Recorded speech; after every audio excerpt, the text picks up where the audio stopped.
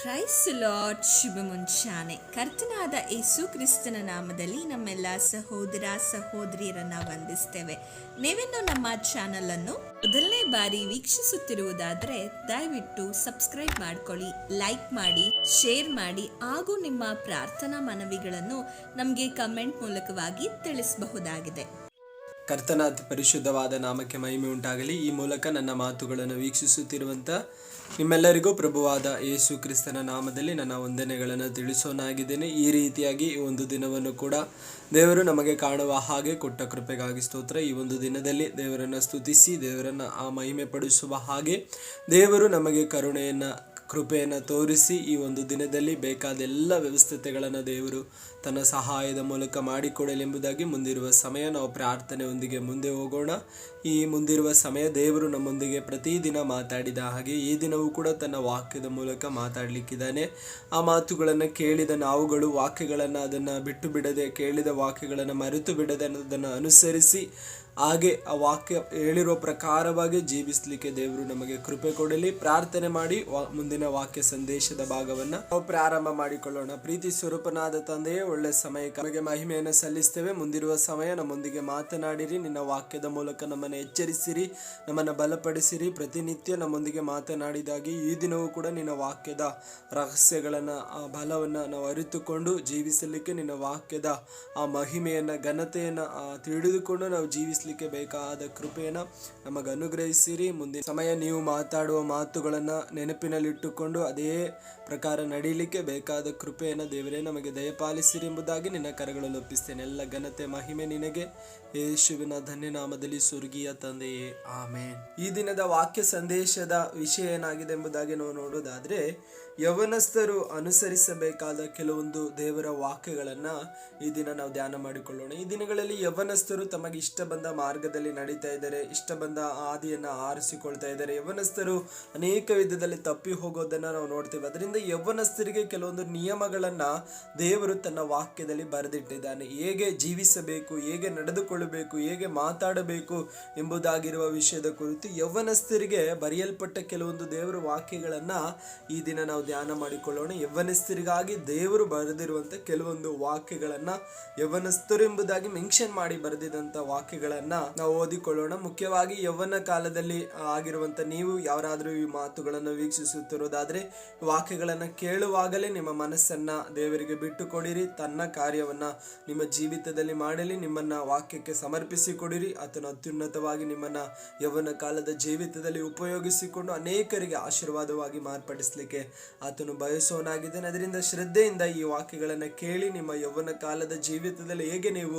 ನಡೆದುಕೊಳ್ಳಬೇಕೆಂಬುದಾಗಿರುವ ವಿಷಯದ ಕುರಿತು ದೇವರ ವಾಕ್ಯ ಹೇಗೆ ಬರೆಯಲ್ಪಟ್ಟಿದೆ, ಯಾವ ರೀತಿ ನನ್ನೊಂದಿಗೆ ದೇವರ ವಾಕ್ಯ ಮಾತಾಡ್ತಿದೆ ಎಂಬುದಾಗಿ ಅದನ್ನು ತಿಳಿದುಕೊಳ್ಳಲಿಕ್ಕೆ ದೇವರು ಮುಂದಿರುವ ಸಮಯ ನಿಮಗೆ ಕೃಪೆ ಕೊಡಲಿ. ಅದರಿಂದ ಪ್ರಾರ್ಥನೆಯೊಂದಿಗೆ ಮುಂದಿರುವ ಸಮಯ ದೇವರ ವಾಕ್ಯನ ನಾವು ಹೇಳುವವರಾಗಿರೋಣ. ಒಂದು ವಾಕ್ಯವನ್ನು ಓದಿಕೊಳ್ಳೋಣ. ಕೀರ್ತನೆಗಳು 119 ಅದರ 9ನೇ ವಚನ ಹೀಗೆ ಬರೆಯಲ್ಪಟ್ಟಿದೆ: ಯೌವನಸ್ಥನು ತನ್ನ ನಡತೆಯನ್ನು ಶುದ್ಧಿಪಡಿಸಿಕೊಳ್ಳುವುದು ಯಾವುದರಿಂದ?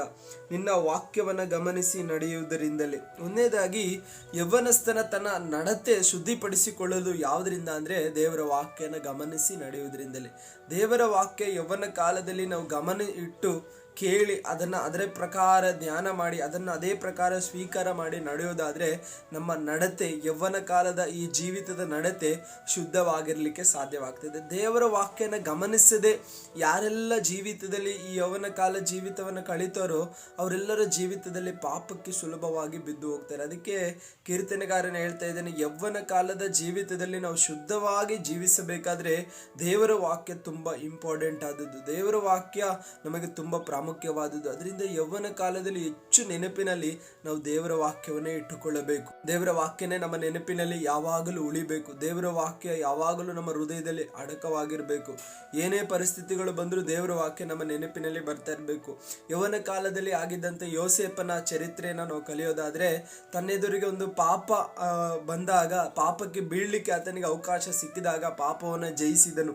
ಒಂದು ಅಶುದ್ಧತ್ವ ಆತನನ್ನು ಆವರಿಸಿಕೊಂಡು ಕ್ರಿಯೆ ಮಾಡಲಿಕ್ಕೆ ಬಂದಾಗ ಯೋಸೇಫನ ಪಾಪವನ್ನು ಏನು ಮಾಡ್ತಾ ಇದ್ದೇನೆ, ವಾಕ್ಯದ ಬಲದಲ್ಲಿ ಅದನ್ನು ಜಯಿಸ್ತಾ ಇದ್ದೇನೆ. ಅಂದರೆ ದೇವರು ನನ್ನನ್ನು ನೋಡ್ತಾ ಇದ್ದೇನೆ, ದೇವರು ನನ್ನನ್ನು ವೀಕ್ಷಿಸ್ತಾ ಇದ್ದೇನೆ, ದೇವರು ನನ್ನನ್ನು ಕಾಣುವವನಾಗಿದ್ದಾನೆ. ಅದರಿಂದ ಯಾರ ಕಣ್ಣಿಗೂ ನನ್ನ ಪಾಪ ಬೀಳದೆ ಹೋದ್ರು ನನ್ನ ದೇವರು ಅದನ್ನು ನೋಡೋದ್ರಿಂದ ಆತನಿಗೆ ವಿರೋಧವಾಗಿ ನಾನು ತಪ್ಪು ಮಾಡಲಾರೆ ಎಂಬುದಾಗಿ ತಿಳಿದು ಆ ಪಾಪವನ್ನು ಬಿಟ್ಟು ಓಡಿ ಹೋಗೋದನ್ನು ನಾವು ನೋಡ್ತೇವೆ. ಅವನ ಕಾಲದಲ್ಲಿದ್ದಂಥ ಯೋಸೇಫನ ಜೀವಿತದಲ್ಲಿ ಪಾಪವನ್ನು ಜಯಿಸಲಿಕ್ಕೆ ಕಾರಣ ಆದದ್ದು, ತನ್ನ ನಡತೆಯನ್ನು ಶುದ್ಧಿಪಡಿಸಿಕೊಂಡು ಶುದ್ಧವಾಗಿ ಜೀವಿಸಲಿಕ್ಕೆ ಸಾಧ್ಯವಾದದ್ದು ದೇವರ ವಾಕ್ಯ.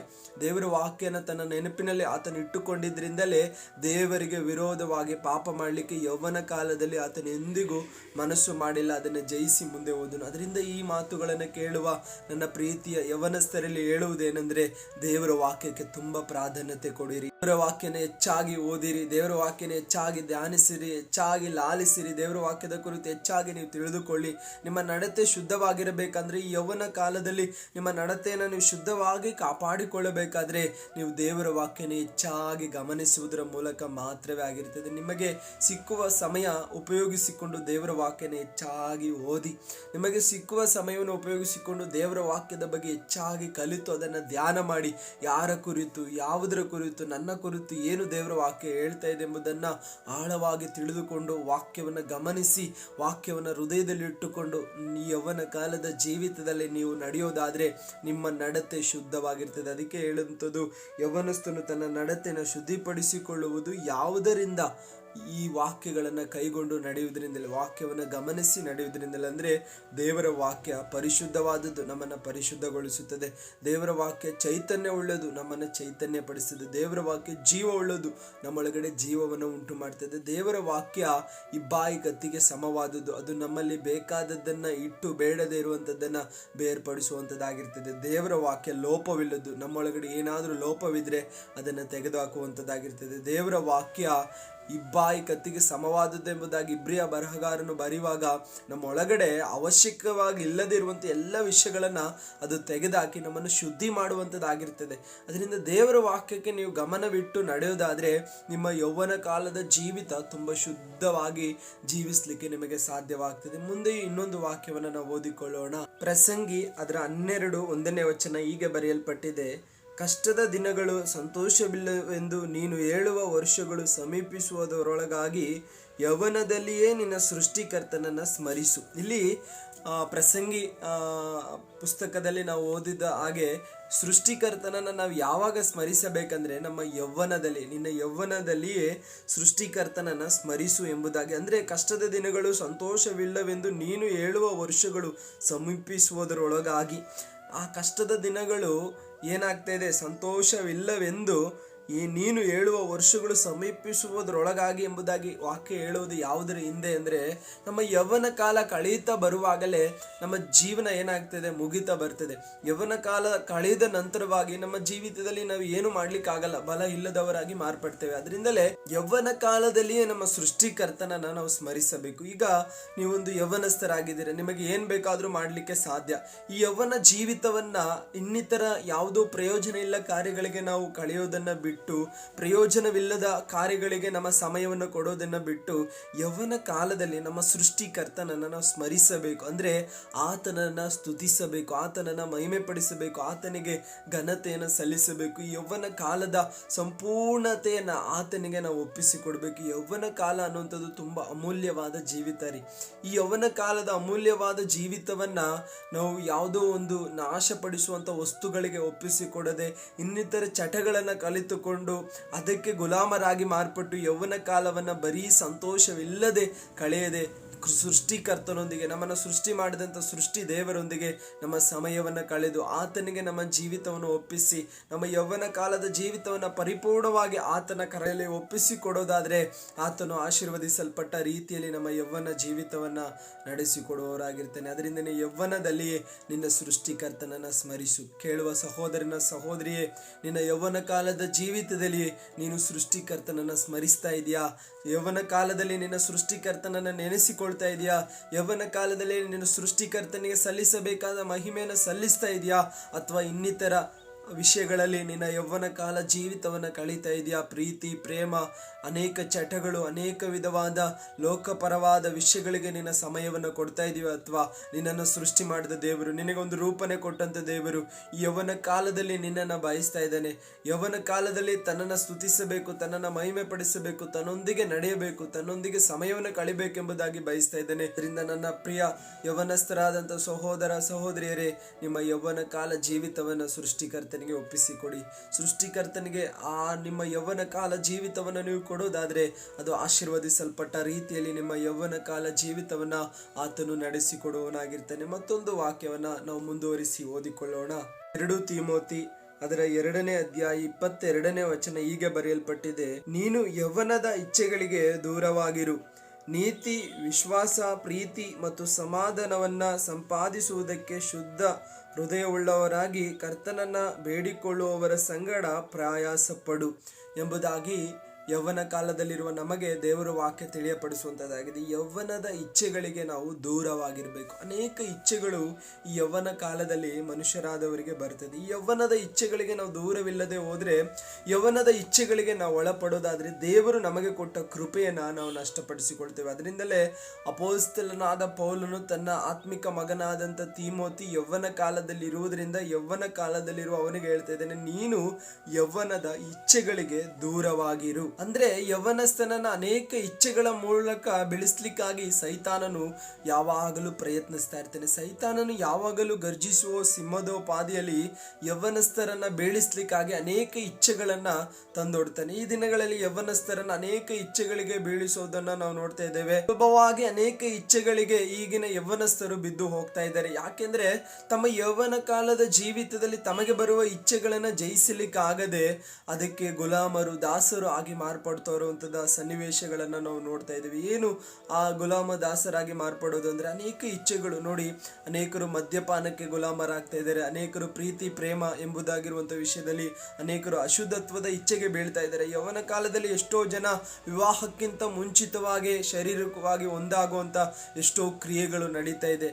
ಯೌವನಸ್ಥರು ಅನೇಕ ಅಶುದ್ಧತ್ವ ಕ್ರಿಯೆಗಳಿಗೆ ದಾಸರಾಗಿ ಮಾರ್ಪಡ್ತಾ ಇದ್ದಾರೆ. ಅನೇಕ ಡ್ರಗ್ಸು, ಇನ್ನಿತರ ಗುಟ್ಕಾ ಐಟಮ್ಸು, ಅನೇಕ ವಿಷಯಗಳಲ್ಲಿ ಯೌವನಸ್ಥರನ್ನ ಇಚ್ಛೆಗೆ ಒಳಪಡಿಸಿ ದುಷ್ಟನು ಗುಲಾಮತರಾಗಿ ಮಾರ್ಪಡಿಸ್ತಾ ಇದ್ದಾನೆ. ಅದರಿಂದಲೇ ಪೌಲ ತಿಮೋತಿ ಪತ್ರಿಕೆಯನ್ನ ಬರೆಯುವಾಗ ತಿಮೋತಿಗೆ ಎಚ್ಚರಿಕೆ ಕೊಟ್ಟು ಹೇಳ್ತಾ ಇದ್ದಾನೆ, ನೀನು ಯೌವನ ಇಚ್ಛೆಗಳಿಗೆ ದೂರವಾಗಿರು. ಅಂದ್ರೆ ಅನೇಕರು ಬಿದ್ದು ಹೋಗ್ತಾ ಇದ್ದಾರೆ ನಿಜ. ಆದ್ರೆ ಈ ವಾಕ್ಯಗಳನ್ನ ಕೇಳುವ ನನ್ನ ಪ್ರೀತಿಯ ಸಹೋದರರಾದಂಥ ಯೌವನಸ್ಥರು, ಸಹೋದರಿಯರಾದಂಥ ಯೌವನಸ್ಥರು ಈ ವಾಕ್ಯಗಳನ್ನ ಕೇಳುವಾಗಲೇ ನೀವು ಎಚ್ಚರವಾಗಿದ್ದು ನಿಮ್ಮ ಯೌವನದ ಇಚ್ಛೆಗಳಿಗೆ ದೂರವಾಗಿರಿ. ಏನಾದ್ರೂ ಯೌವನದ ಇಚ್ಛೆಗಳು ನನ್ನ ಪದೇ ಪದೇ ಪ್ರೇರೇಪಿಸ್ತಿರೋದಾದ್ರೆ ಅದಕ್ಕೆ ನೀವು ದೂರವಾಗಿರ್ಬೇಕು. ಯಾವ ವಿಷಯದಲ್ಲಿ ದೂರವಾಗಿರ್ಬೇಕಂದ್ರೆ ಪದೇ ಪದೇ ಯೌವನದ ಇಚ್ಛೆಗಳಿಗೆ ಪ್ರೇರಣೆ ತರುವಂತ ವಿಷಯದ ಮೇಲೆ ದೂರ ಆಗಿರ್ಬೇಕು. ಯಾವ ವಿಷಯ ನಿಮಗೆ ಪದೇ ಪದೇ ಪ್ರೇರಣೆಯನ್ನ ತರ್ತಾ ಇರಬಹುದು? ನೋಡಿ, ಅನೇಕರನ್ನ ನಾವು ಗಮನಿಸೋದಾದ್ರೆ ನೋಡಿ, ಕ್ರೈಸ್ತರಾದ ನೀವುಗಳು, ಕ್ರೈಸ್ತರಾದ ಯೌವನಸ್ಥರ ಸಹೋದರ ಸಹೋದರಿಯರಂತ ನೀವು ಏನಂದ್ರೆ ಕ್ರೈಸ್ತರೊಂದಿಗೆ ಹೆಚ್ಚಿನ ಸಂಪರ್ಕವನ್ನ ನೀವು ಇಟ್ಟುಕೊಳ್ಬೇಕು. ದೇವರ ಮಕ್ಕಳೊಂದಿಗೆ ಹೆಚ್ಚಿನ ಸಹವಾಸವನ್ನ ನೀವು ಇಟ್ಟುಕೊಳ್ಬೇಕು. ಅದನ್ನ ಬಿಟ್ಟು ಅನ್ಯರೊಂದಿಗೆ ಅಥವಾ ಇನ್ನಿತರ ಪಾಪ ಕೃತ್ಯಗಳನ್ನ ಮಾಡುವಂತ, ಪಾಪ ಪ್ರೇರಣೆಯನ್ನ ಕೊಡುವಂತ ಯೌವನಸ್ಥರೊಂದಿಗೆ ನಿಮ್ಮ ಸಂಬಂಧವನ್ನ ನೀವು ಹೆಚ್ಚಾಗಿ ಇಟ್ಟುಕೊಳ್ಳುವಾಗ ಅದಕ್ಕೆ ಯೌವನದ ಇಚ್ಛೆಗಳಿಗೆ ನಾವು ದೂರವಾಗಿರ್ಲಿಕ್ಕೆ ಆಗಲ್ಲ. ಯಾಕೆಂದ್ರೆ ಲೋಕದ ಯೌವನಸ್ಥರನ್ನ ನಾವು ನೋಡೋದಾದ್ರೆ ಅವರೆಲ್ಲರೂ ಯೌವನದ ಇಚ್ಛೆಗಳಿಗೆ ಸುಲಭವಾಗಿ ಬಿದ್ದು ಹೋಗ್ತಾ ಇದ್ದಾರೆ. ಅವರ ಮಧ್ಯದಲ್ಲಿ ಕ್ರೈಸ್ತರಾಗಿ ಕ್ರಿಸ್ತನ ನಂಬಿಕೆಯಲ್ಲಿ ಜೀವಿಸುವಂತ ನಿನ್ನ ಜೀವಿತದಲ್ಲಿ ಅವರೊಂದಿಗೆ ನೀನು ಒಂದು ಸಂಬಂಧವನ್ನ, ಫೆಲೋಶಿಪ್ ಅನ್ನು ಇಟ್ಟುಕೊಳ್ಳುವಾಗ ಅವರು ನಿಮ್ಮನ್ನು ಸುಲಭವಾಗಿ ಏನ್ ಮಾಡ್ತಾರೆ, ಯೌವನ ಇಚ್ಛೆಗಳಿಗೆ ಪ್ರೇರಣೆಯನ್ನು ಕೊಡ್ತಾರೆ. ಅದರಿಂದಲೇ ಪೌಲ ಹೇಳ್ತಾರೆ, ನೀನು ದೂರವಾಗಿರು. ಯಾರಿಂದ ದೂರವಾಗಿರ್ಬೇಕು? ಈ ಯೌವನದ ಇಚ್ಛೆಗಳಿಗೆ ನಿಮ್ಮನ್ನು ಒಳಪಡಿಸಿ ಪ್ರೇರಣೆ ತರುವಂತ, ಅವಶ್ಯಕತೆ ಇಲ್ಲದೆ ಇರುವಂತ ಸ್ನೇಹಿತರಿಂದ, ನಂತರ ಒಂದು ಫೆಲೋಶಿಪ್ ಇಂದ, ಅಂದ್ರೆ ನಿಮ್ಮನ್ನು ಯಾವೆಲ್ಲ ದುಷ್ಟ ಪ್ರೇರಣೆಗೆ ಒಳಪಡಿಸಿ ನಿಮ್ಮನ್ನು ಯೌವನ ಇಚ್ಛೆಗಳಿಗೆ ಒಳಪಡಿಸ್ತದೆ ಎಂಬುದಾಗಿ ಸಂಗತಿ ತಿಳಿತದೋ ಅದೆಲ್ಲದರಿಂದ ನೀವು ದೂರವಾಗಿರ್ಬೇಕು. ಅದ್ರ ಸ್ನೇಹಿತರಾಗಿರ್ಬೋದು, ಯಾರೇ ಆಗಿರ್ಬೋದು, ಯಾವ ವಿಷಯನ ಆಗಿರ್ಬೋದು, ವಸ್ತು ಆಗಿರ್ಬೋದು, ಎಲ್ಲದರಿಂದಲೂ ನಾವೇನಾಗಿರ್ಬೇಕು, ದೂರವಾಗಿರ್ಬೇಕು. ದೂರವಾಗಿರುವಾಗಲೇ ಅದನ್ನ ಜಯಿಸ್ಲಿಕ್ಕೆ ಸಾಧ್ಯ. ಅದನ್ನ ಬಿಟ್ಟು ಕ್ರೈಸ್ತ ಸಹೋದರರೊಂದಿಗೆ, ಕ್ರೈಸ್ತರಲ್ಲಿ ನೀತಿಯಲ್ಲಿ ಜೀವಿಸುವಂತ ಯೌವನಸ್ಥರೊಂದಿಗೆ ಒಂದು ಫೆಲೋಶಿಪ್ ಅನ್ನು ಇಟ್ಟುಕೊಳ್ಳಿ. ನೋಡಿ, ಪ್ರಾರ್ಥನೆ ಪ್ರಾರ್ಥನೆ ಮಾಡುವಂಥ ವ್ಯಕ್ತಿಯೊಂದಿಗೆ, ವಾಕ್ಯ ಓದುವಂಥ ವ್ಯಕ್ತಿಯೊಂದಿಗೆ, ಚರ್ಚಿಗೆ ಯಾವಾಗಲೂ ತಪ್ಪಿಸದೆ ಹೋಗುವಂಥ ವ್ಯಕ್ತಿಯೊಂದಿಗೆ, ಇನ್ನು ಯವನಸ್ಥರು ಎಷ್ಟೋ ಜನ ತಮ್ಮ ಜೀವಿತವನ್ನು ಶುದ್ಧವಾಗಿ ಕಾಪಾಡಿಕೊಂಡು ಯಾವ ಅಶುದ್ಧತ್ವವನ್ನು ಅಂಟಿಸಿಕೊಳ್ಳದೆ, ಯಾವ ಅಶುದ್ಧತ್ವಕ್ಕೂ ಬಿದ್ದು ಹೋಗದೆ, ಯಾವ ಯೌವನ ಇಚ್ಛೆಗಳಿಗೂ ಸಿಕ್ಕಿಕೊಳ್ಳದೆ ಇರುವಂಥ ಎಷ್ಟೋ ಜನ ಇದ್ದಾರಲ್ಲ, ಅವರೊಂದಿಗೆ ಹೆಚ್ಚಾದ ಸಂಬಂಧವನ್ನು, ಹೆಚ್ಚಾದ ಸಂಪರ್ಕವನ್ನು, ಸ್ನೇಹವನ್ನು, ಒಂದು ಫೆಲೋಶಿಪ್ಪನ್ನು ಇಟ್ಟುಕೊಳ್ಳಿ. ಆಗ ಅವರ ಆ ನೀತಿ, ಅವರ ವಿಶ್ವಾಸ, ಅವರ ಪ್ರೀತಿ ನಿಮ್ಮಲ್ಲಿ ಹರಡು ಬರ್ತದೆ. ಅದನ್ನು ಬಿಟ್ಟು ಅನ್ಯರೊಂದಿಗೆ, ಯೌವನ ಇಚ್ಛೆಗಳಿಗೆ ಒಳಪಟ್ಟಿರೋರೊಂದಿಗೆ, ಯೌವನ ಇಚ್ಛೆಗಳಿಗೆ ಪ್ರಾಧಾನ್ಯತೆ ಕೊಡುವವರೊಂದಿಗೆ, ಹೆಚ್ಚಾಗಿ ಪಾಪದ ಕೃತ್ಯಗಳು ಮಾತಾಡುವವರೊಂದಿಗೆ, ಪಾಪದ ಕುರಿತು ಹೆಚ್ಚಾಗಿ ಆಲೋಚನೆ ಮಾಡುವವರೊಂದಿಗೆ, ಪಾಪದ ಕುರಿತು ಅನೇಕ ವೀಕ್ಷಣೆಗಳನ್ನು ನೋಡುವವರೊಂದಿಗೆ ನಿಮ್ಮ ಸಹವಾಸ ಇರೋದಾದರೆ ಅವರ ಆ ಇಚ್ಛೆಗಳಿಗೆ ನೀವು ಒಳಗಾಗ್ತೀರ, ಅವರ ಪ್ರೇರಣೆಗಳಿಗೆ ನೀವು ಒಳಗಾಗ್ತೀರ. ಅದರಿಂದ ನಾವು ದೂರವಾಗಿರಬೇಕು. ಅದಕ್ಕೆ ಪೌಲ ಹೇಳ್ತಾ ಇರುವಂಥದ್ದು, ಯೌವನದ ಇಚ್ಛೆಗಳು ಎಲ್ಲೆಲ್ಲಿ ನಿಮಗೆ ಪ್ರೇರಣೆ ಕೊಡ್ತದೋ ಅಲ್ಲೆಲ್ಲ ನೀವು ದೂರವಾಗಿದ್ದು ಅದನ್ನು ಜಯಿಸಬೇಕು. ಆಗ ಮಾತ್ರವೇ ಯೌವನದ ಇಚ್ಛೆಗಳಿಗೆ ನಾವು ದೂರವಾಗಿದ್ದು ಜಯಿಸಲಿಕ್ಕೆ ಸಾಧ್ಯ. ಕ್ರೈಸ್ತ ಸಹೋದರರಾದಂಥ ನಿಮ್ಮಲ್ಲಿ ನಾನು ಹೇಳುವಂಥದ್ದು, ಯೌವನದ ಇಚ್ಛೆಗಳಿಗೆ ನೀವು ದೂರವಾಗಿರಲೇಬೇಕು. ಇಲ್ಲ ಅಂದರೆ ದೇವರ ಕೋಪ ನಮ್ಮ ಮೇಲೆ ಬರದ ಹಾಗೆ ನಾವೇನು ಮಾಡಬೇಕು? ಯೌವನದ ಇಚ್ಛೆಗಳಿಗೆ ದೂರವಾಗಿದ್ದು ನಾವು ನಮ್ಮನ್ನು ಸಂರಕ್ಷಿಸಿಕೊಳ್ಳುವಾಗ ದೇವರ ಕೋಪ ನಮ್ಮ ಮೇಲೆ ಬರದ ಹಾಗೆ ಆತನಿಗೆ ಇಷ್ಟವುಳ್ಳವರಾಗಿ ಮಾರ್ಪಡಲಿಕ್ಕೆ ಸಾಧ್ಯವಾಗ್ತದೆ. ಮತ್ತೊಂದು ವಚನವನ್ನು ನಾವು ಓದಿಕೊಳ್ಳೋಣ.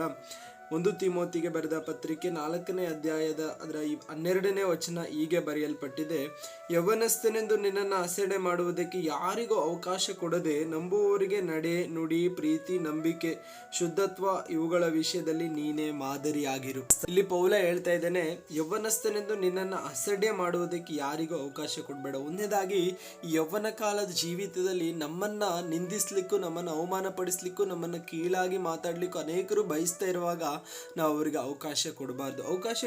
ಅಂದರೆ ನಮ್ಮ ನಡತೆ ಯೋಗ್ಯವಾಗಿರಬೇಕು. ಏನಾಗಿರ್ಬೇಕಂದ್ರೆ ನಮ್ಮ ನಡತೆ ಯೋಗ್ಯವಾಗಿರಬೇಕು. ನಾವು ಮಾತಾಡುವ ಮಾತು, ನುಡಿ ನಮ್ಮ ನುಡಿ ಯೋಗ್ಯವಾಗಿರಬೇಕು. ಮತ್ತು ಪ್ರೀತಿ, ನಾವು ಯಾವಾಗಲೂ ಪ್ರೀತಿಯಲ್ಲಿ ನಡೆದುಕೊಳ್ಬೇಕು. ಯೌವನ ಕಾಲದ ಜೀವಿತವನ್ನೆಲ್ಲ ನಾವು ಪ್ರೀತಿಯಲ್ಲಿ ಕಳಿಬೇಕಂದ್ರೆ ಇನ್ನಿತರರಿಗೆ ನಮ್ಮ ಜೀವಿತದ ಮೂಲಕ ಪ್ರೀತಿಯನ್ನು ತೋರಿಸ್ಬೇಕು. ನಂಬಿಕೆ, ನಾವೆಲ್ಲ ವಿಷಯಗಳನ್ನು ನಂಬಿಕೆಯಿಂದ ಯೌವನ ಕಾಲದಲ್ಲಿ ಜಯಿಸಬೇಕು. ಶುದ್ಧತ್ವ ಮುಖ್ಯವಾಗಿರುವಂಥದ್ದು, ನಮ್ಮನ್ನು ನಾವು ಶುದ್ಧವಾಗಿ ಕಾಪಾಡಿಕೊಳ್ಬೇಕು. ಯೋಸೇಫನ ಹಾಗೆ, ಶದ್ರಕ್, ಮೇಷಕ್, ಅಬೇದನವರ ಹಾಗೆ, ದಾನಿಯೇಲನ ಹಾಗೆ ನಮ್ಮ ಜೀವಿತವನ್ನ ನಾವು ಶುದ್ಧತ್ವದಲ್ಲಿ ಅಂದರೆ ಪರಿಶುದ್ಧತೆಯಲ್ಲಿ ಕಾಪಾಡಿಕೊಳ್ಳಬೇಕು. ಆಗಿದ್ರೆ ಮಾತ್ರವೇ ದೇವರಿಗೆ ಮೆಚ್ಚುಗೆ ಉಳ್ಳವರಾಗಿ ಮಾರ್ಪಡಲಿಕ್ಕೆ ಸಾಧ್ಯ. ಅದರಿಂದ ಯೌವನಸ್ಥರು ಅನುಸರಿಸಬೇಕಾದ ಕೆಲವೊಂದು ದೇವರ ವಾಕ್ಯಗಳನ್ನು ಈ ದಿನ ನಾವು ಧ್ಯಾನ ಮಾಡಿಕೊಂಡಿದ್ದೇವೆ. ಹೇಳಿದ ವಾಕ್ಯಗಳು ನಿಮ್ಮೆಲ್ಲರ ಹೃದಯದಲ್ಲಿ ಕಾರ್ಯ ಮಾಡಿದೆ, ಅನೇಕರಿಗೆ ಪ್ರೋತ್ಸಾಹವಾಗಿದೆ. ಯೌವನ ಕಾಲದಲ್ಲಿ ಆತನಿಗಾಗಿ ಪ್ರತ್ಯೇಕಿಸಲ್ಪಟ್ಟು ಜೀವಿಸಬೇಕೆಂಬುದಾಗಿರುವ ತೀರ್ಮಾನಕ್ಕೆ ನಿಮಗೆ ಸಹಾಯವಾಗಿದೆ ಎಂಬುದಾಗಿ ನಾನು ನೆನೆಸ್ತೇನೆ.